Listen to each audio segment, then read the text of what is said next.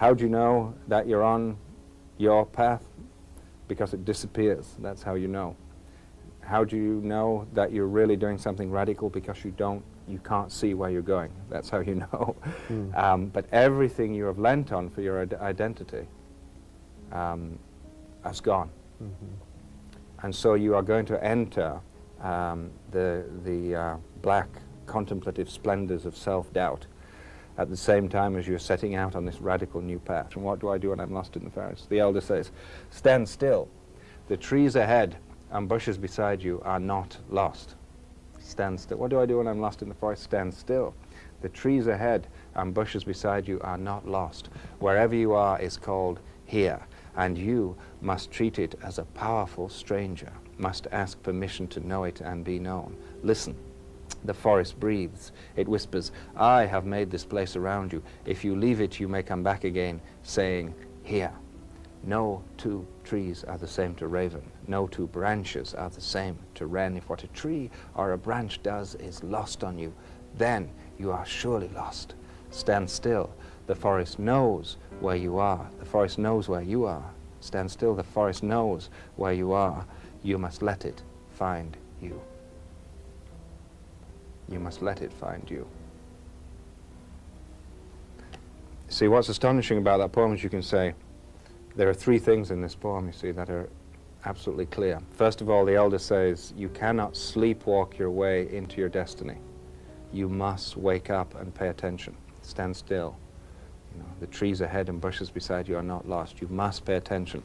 That means paying attention to the shadows of your existence too. You must pay attention to everything you've given away in order to make yourself safe in your position at work. All the games you play in order to remain safe and untouched, as well as your creative gifts too. You must pay attention to those also. Second stage is that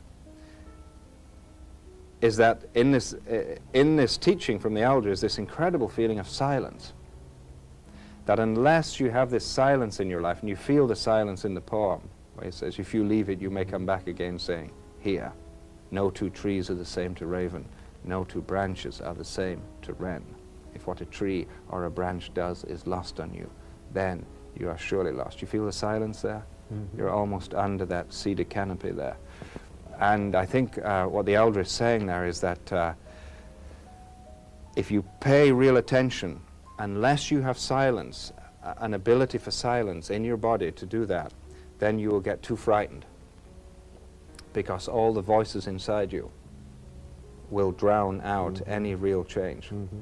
You have 100 reasons not to make any real change, you see. And you've got all the voices and all the reasons not to do it. And so the ability for profound silence is being called on here. And then that attention can flower into something else. Because you really don't know what your grief is. If you do feel grief about your workplace, you really don't know what's underneath that grief until you fall into it. The poem seems to be attempting to awaken a kind of intuitive sense. That's right.